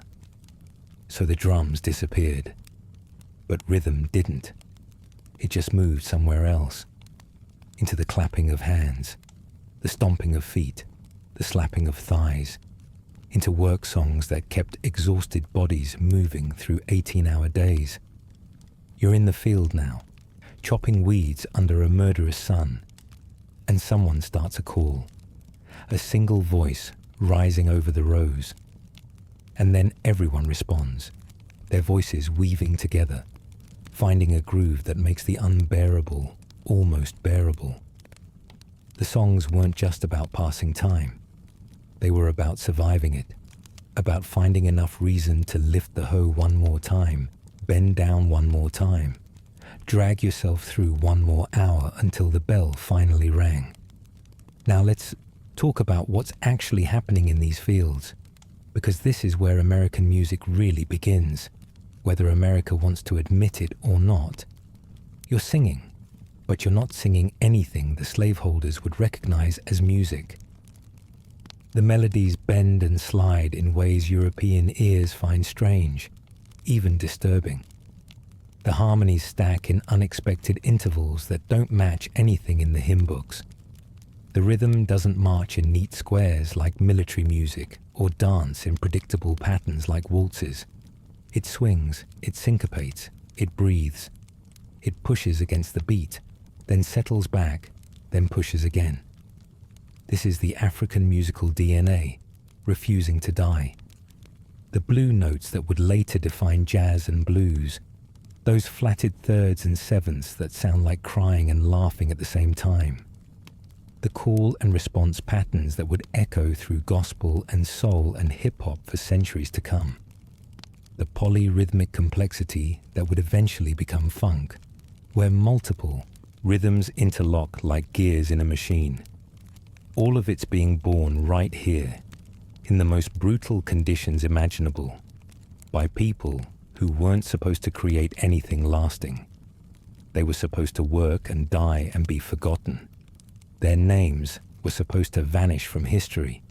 Instead, they invented the musical language that would conquer the planet. The irony is almost unbearable. The same system designed to strip humanity from millions of people accidentally created the conditions for one of history's greatest artistic achievements. Because when you take away someone's drums, they make their body a drum. When you take away their language, they create a new one. When you try to crush their spirit, they build cathedrals of sound that will outlive every plantation house and every slaver's fortune. Let's move to Sunday. If you're on certain plantations, you might get a few hours off. The Lord's Day, they call it, which is deeply ironic considering how these same people use their Lord's Book to justify owning you.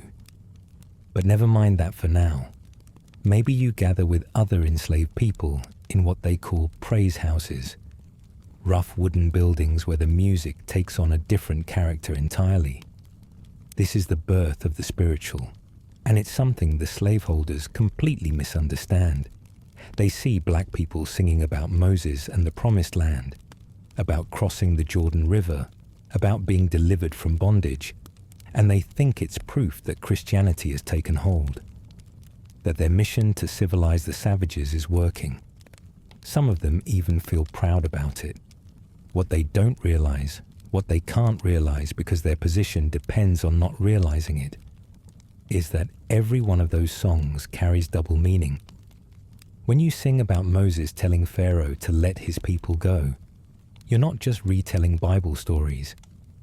You're encoding messages of resistance right under the master's nose. The Jordan River isn't just a biblical landmark. It's the Ohio River, the boundary between slave states and free soil. Follow the Drinking Gourd isn't a pleasant nature song. It's detailed instructions for escaping north using the Big Dipper as a guide. Wade in the Water tells runaways to use streams to throw off the scent for tracking dogs. The spirituals are a masterclass in survival through misdirection, coded communication disguised as simple faith, and they sound absolutely beautiful while doing it. The harmonies lift toward heaven even as the words point toward freedom. So the decades roll by, and something terrible and something inevitable approaches. The Civil War explodes across the country, and suddenly the system that held 4 million people in bondage begins to crack and splinter. You might find yourself behind Union lines now, technically free, but with nowhere to go, and nothing to your name except the clothes rotting off your back. Contraband, they call people like you. A word that makes you sound like smuggled goods rather than a human being finally escaping hell. Or you might still be on a plantation watching the Confederate Army crumble and wondering if the rumors of emancipation are really true or just another cruel trick. Either way, everything changes. And when the guns finally fall silent, when the surrender is signed and the news spreads, you're thrust into a world that doesn't know what to do with you and mostly doesn't want to figure it out. You're free. Congratulations. Now figure out how to eat. Figure out where to sleep. Figure out what freedom even means when everyone around you still sees you as property that somehow escaped. The period after the war is chaos and possibility mixed together in equal measure. You wander the roads looking for family members sold away years or decades ago. Maybe you find some of them. More likely you don't, and the searching becomes its own kind of wound. You show up at Freedmen's Bureau offices, hoping for land that was promised, and then snatched away when the politicians changed their minds. 40 acres and a mule became 40 years and a fool, people started saying, because the betrayal happened that fast. You settle in shanty towns on the edges of cities, or try to scratch out a living as a sharecropper, which is basically slavery with extra paperwork and a thin pretense of choice. The man who owns the land takes most of what you grow.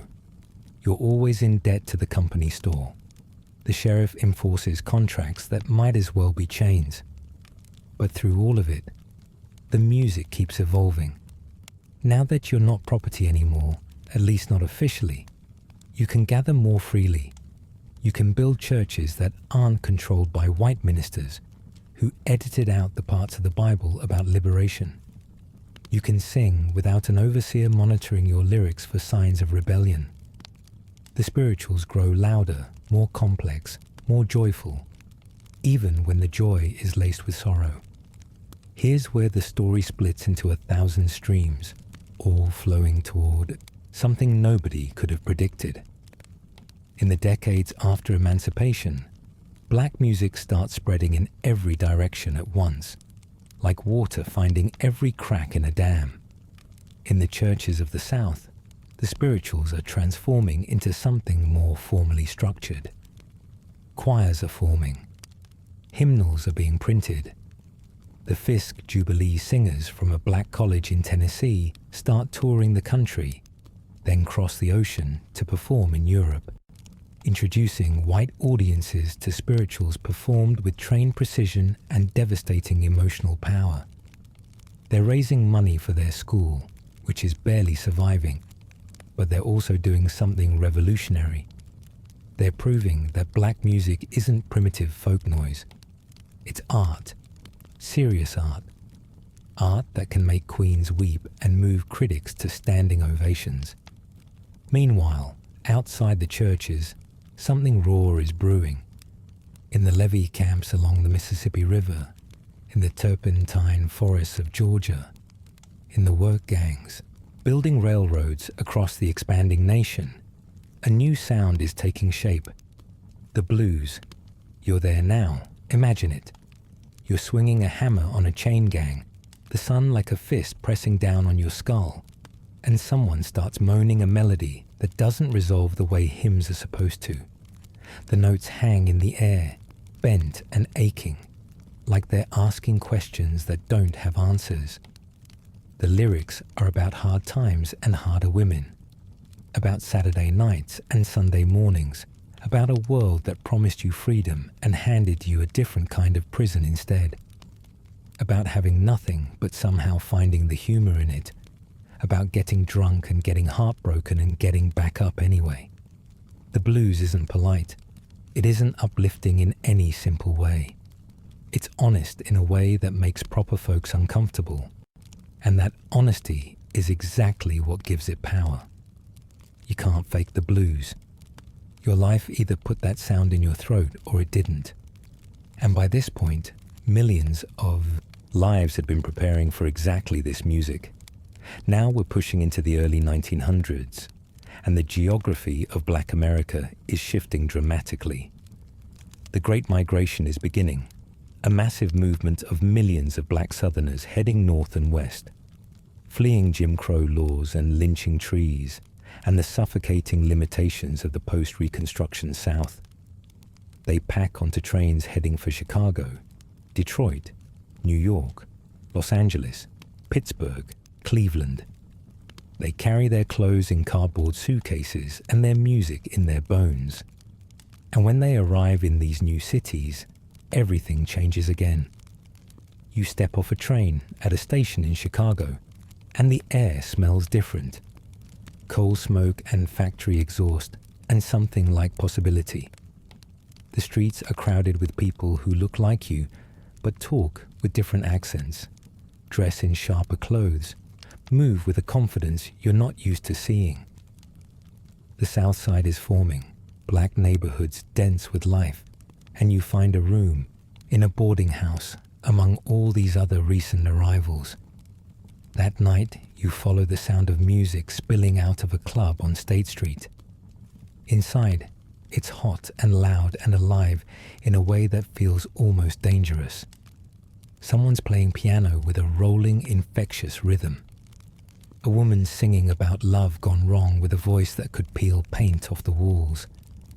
People are dancing, laughing, drinking, forgetting for a few hours all the reasons they had to leave home.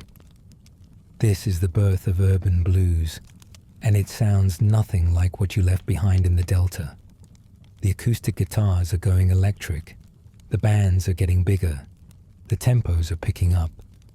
The country moan is becoming a city shout, but here's where it gets really interesting. At the same time, blues is electrifying and urbanizing.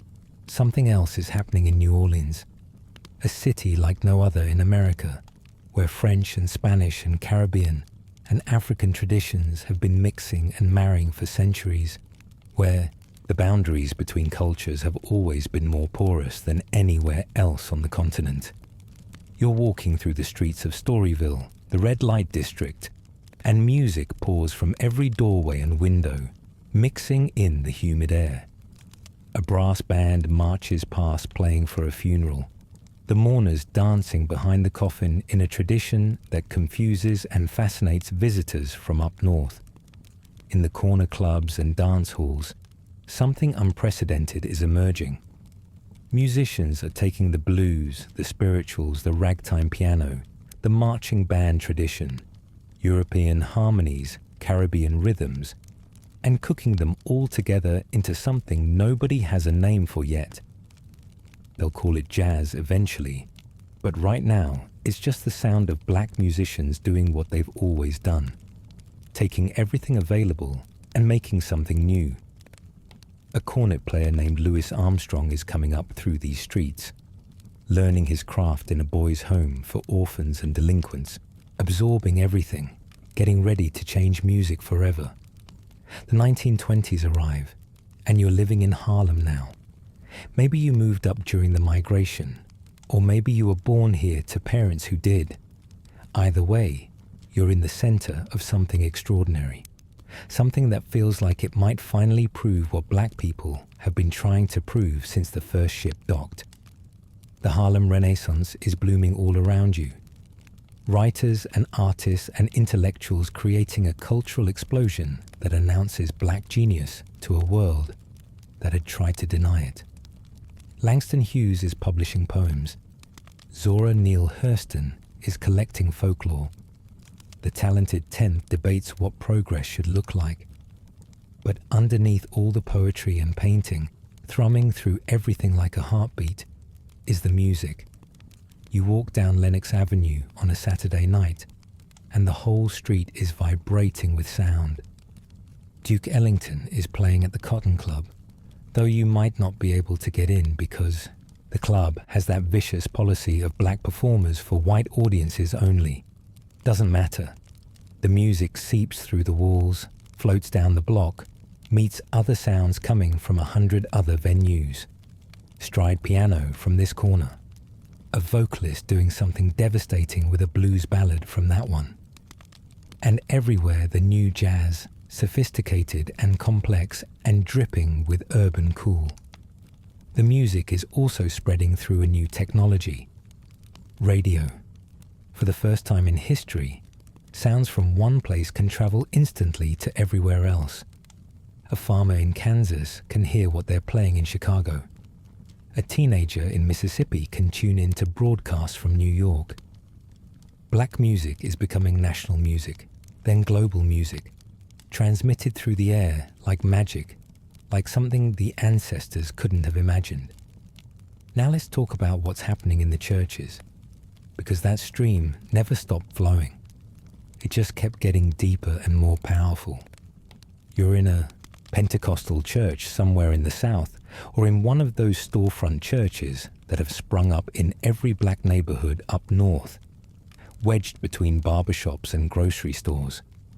The preacher is warming up, his voice rising and falling in musical patterns, building toward ecstasy the way a band builds toward a crescendo.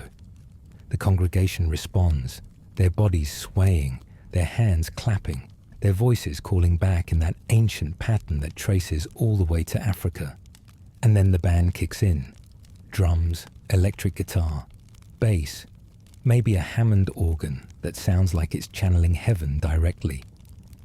This is gospel music in its full power, and it's producing singers whose voices will eventually cross over and reshape popular music entirely. Mahalia Jackson is out there somewhere, perfecting a style so overwhelming that grown men weep when they hear her. A young pianist named Ray Charles is sitting in church, going blind from glaucoma, but learning to see music in a way no one else can. A teenager named Aretha Franklin is singing in her father's Detroit congregation, not yet aware that she's going to become a queen. Sam Cooke is here. James Brown spent time here. Little Richard came through. The sacred and the secular are supposed to be separate, but they keep borrowing from each other, passing melodies and techniques back and forth across that porous boundary. The 1940s hit, and the whole world goes to war. Black soldiers ship out to fight fascism overseas while dealing with American apartheid at home. They're dying for a country that won't let them drink from the same water fountains as the people they're defending. The irony isn't lost on anyone. Double V for victory, they call it. Victory over the Axis abroad, victory over Jim Crow at home. But back in the States, the music keeps evolving at furious speed. Bebop arrives in the jazz clubs of New York, pioneered by Charlie Parker and Dizzy Gillespie. Music so complex and fast that it seems designed to separate serious listeners from casual fans. It's intellectual, challenging, and absolutely not meant for dancing. It's also a deliberate assertion of artistic genius in a country that still treats black people as second-class citizens. This music refuses to be background noise. Meanwhile, in the bars and juke joints, something more visceral is building. Rhythm and blues, they're calling it now. Jump blues with big bands. Electric guitar-driven rockers. Songs about Saturday night pleasures delivered with a wink and a thrust. This is the music that teenagers are sneaking off to hear.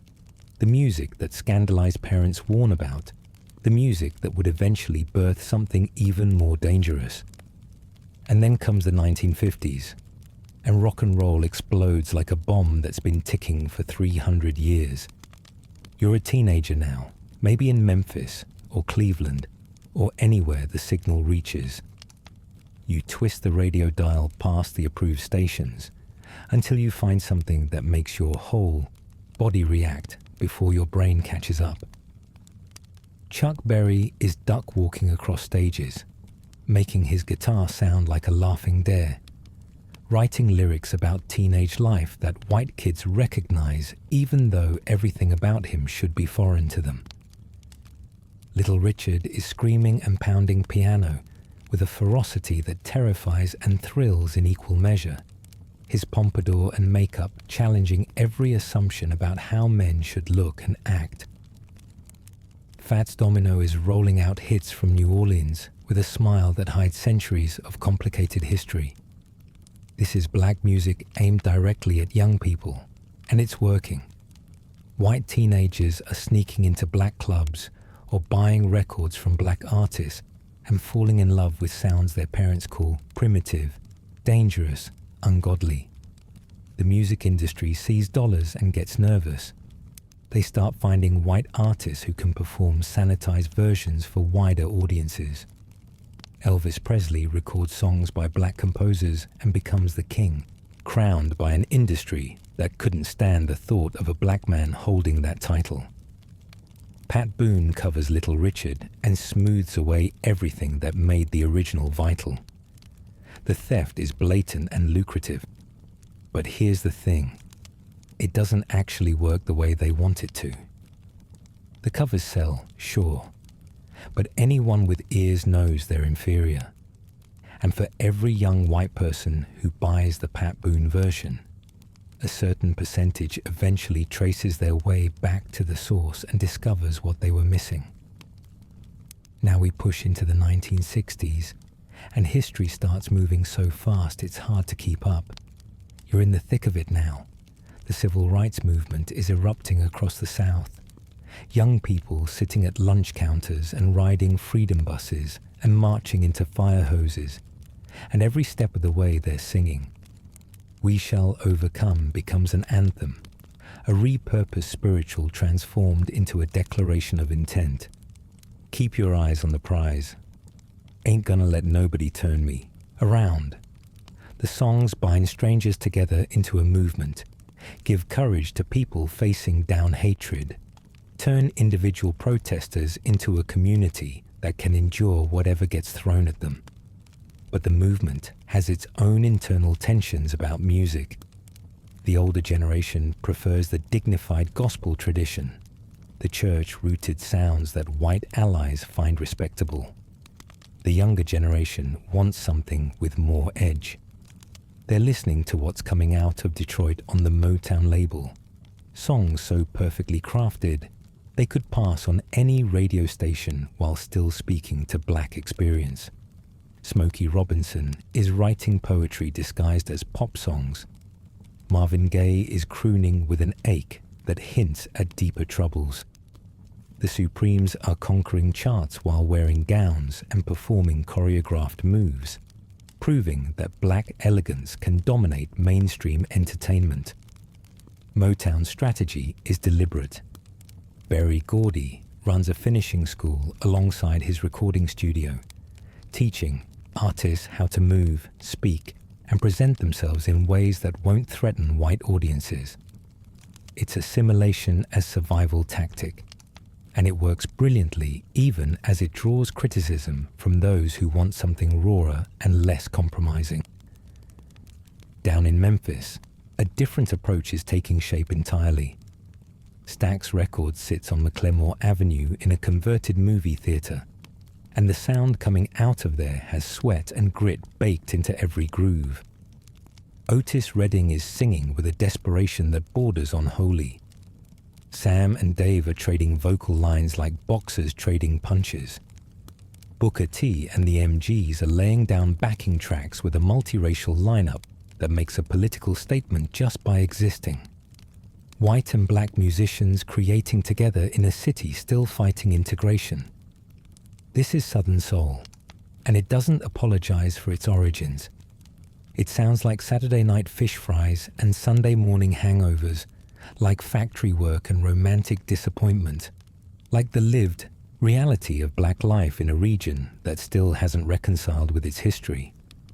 And then 1968 hits, and everything shatters. Martin Luther King Jr. is assassinated in Memphis, on the balcony of the Lorraine Motel, just blocks from where all that beautiful music was being made. Cities burn. Hope curdles into rage. The music has to change again, because the world it was responding to has changed completely. James Brown takes the stage and becomes something more than a singer. He becomes a force of nature, a nuclear reactor of rhythm. You're in the audience at one of his shows, and your body simply cannot stay still, no matter how hard you try.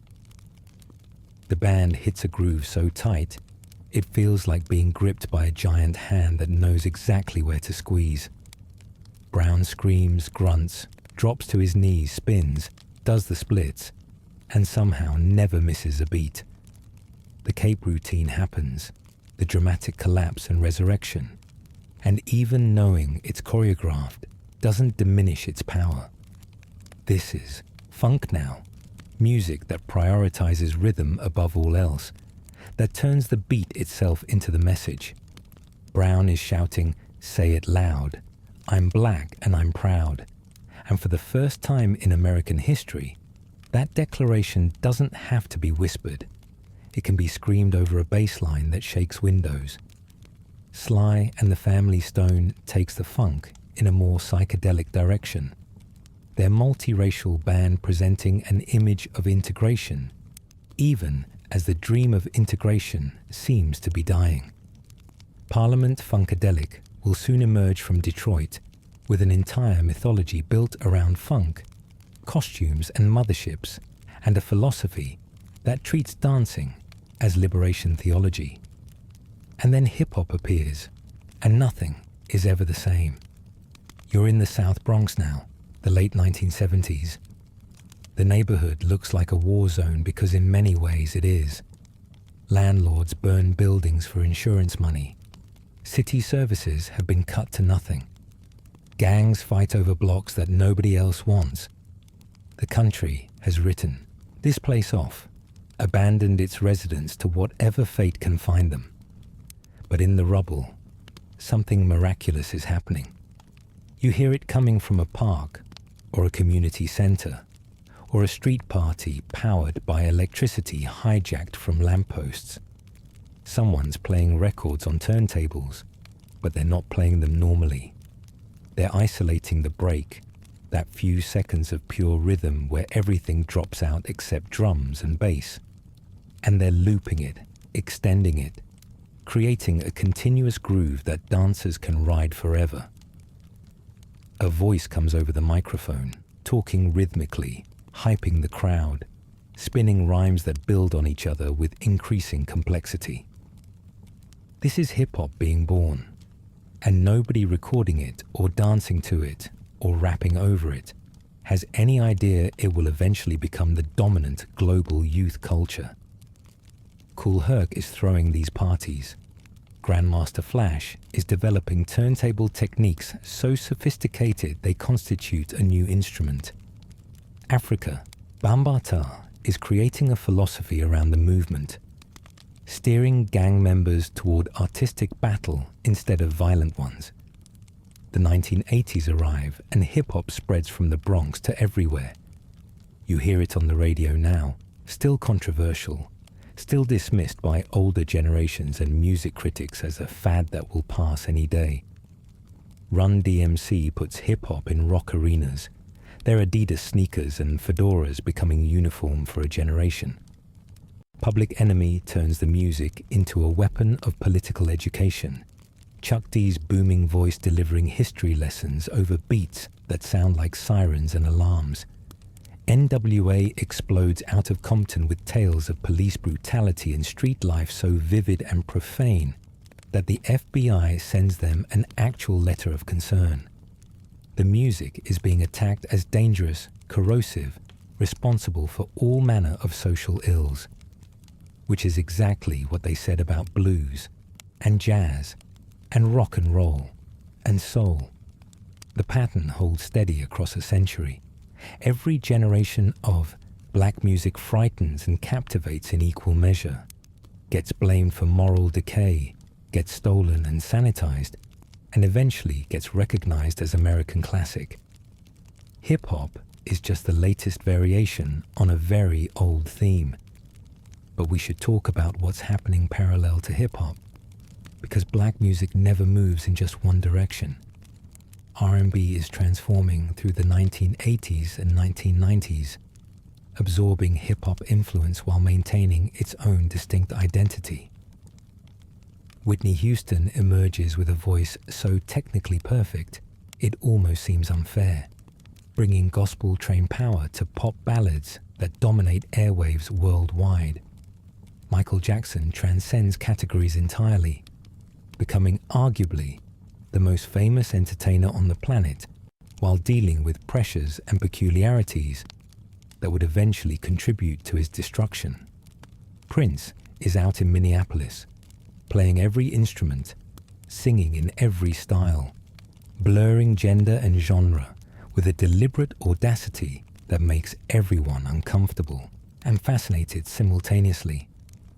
New Jack Swing appears, Teddy Riley creating a template that marries hip-hop beats to R&B melody. The sound dominates early 1990s radio, then gives way to smoother, more sophisticated productions as the decade progresses. And we should talk about the constant threat of erasure, because that's part of this story too, and always has been. Throughout this entire history, from spirituals to streaming playlists, Black artists have watched their innovations get credited to others, their profits get siphoned away, their stories get rewritten by people who weren't there. Elvis becomes the king of rock and roll. Benny Goodman becomes the king of swing.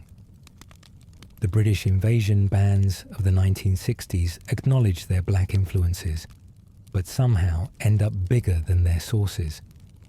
The pattern repeats with electronic music, with country music, with virtually every genre that exists. The documentation matters because the theft is ongoing. Not ancient history, but present, reality. When streaming platforms pay fractions of pennies per play, when legacy artists discover they never owned their masters, when sampling lawsuits strip hip-hop producers of their earnings, the exploitation continues in updated forms. But here's what all those exploiters could never actually take: the capacity to create, the ability to transform suffering into beauty, to make art that speaks across every boundary. The music that began in the holds of slave ships, that grew in cotton fields and praise houses, that traveled north on crowded trains and spread through radio waves and cable wires and now fiber optics. That music still belongs to the people who made it.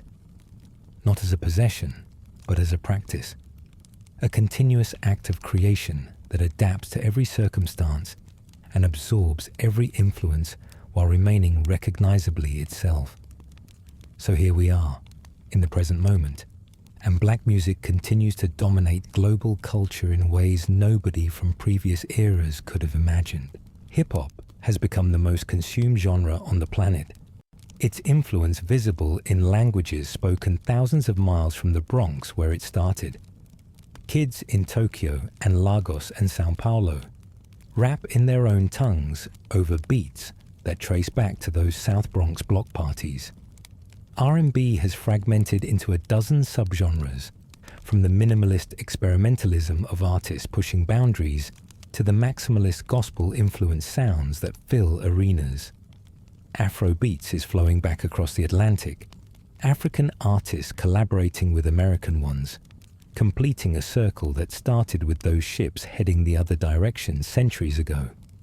The streaming economy has created new stars overnight, while making sustainability harder than ever for everyone else. Artists release music directly to fans, bypassing the gatekeepers who once controlled everything. Even as those same platforms pay fractions of pennies that make survival difficult. And underneath all the commerce, underneath the algorithms and the playlists and the viral moments, the community keeps doing what it's always done, using music as medicine, as protest, as celebration, as prayer. Tonight, when you close your eyes and let the quiet settle in, maybe think about what it took to get here. The unnamed Africans who carried rhythm across an ocean of horror. The enslaved people who sang in fields and churches, encoding survival in every note. The bluesmen and blueswomen who turned hard luck into art. The jazz innovators who proved that black genius could be as complex and sophisticated as anything from European concert halls. The gospel singers who kept the spirit alive when the material world offered only degradation. the soul artists who soundtracked a revolution, the funk masters who made bodies move without permission, the hip-hop pioneers who built a culture from discarded scraps in abandoned neighborhoods. All those voices across all those centuries, singing the same fundamental song. We're here. We survived. We made something beautiful out of everything you tried to make ugly, and you can never take that away. So rest now. Let your breathing slow. The music will still be there in the morning, the same way it was there yesterday and the day before, and every day stretching back to the beginning, because that's what this story teaches more than anything else. The music doesn't stop. It just keeps changing, keeps growing, keeps finding new ways to speak truths that need speaking, keeps turning pain into something you can dance to, keeps reminding everyone who listens that creativity cannot be chained, even when bodies can. That's the legacy. That's the inheritance. That's what flowed from those first hummed melodies in the darkness of slave ships all the way to whatever's playing in your headphones right now. Gratitude seems insufficient for what was sacrificed, but maybe listening, really listening, is a kind of honor. And maybe remembering where the music comes from is a form of respect that costs nothing but attention. The ancestors sang so you could hear them. Tonight, let their echoes carry you into peaceful sleep.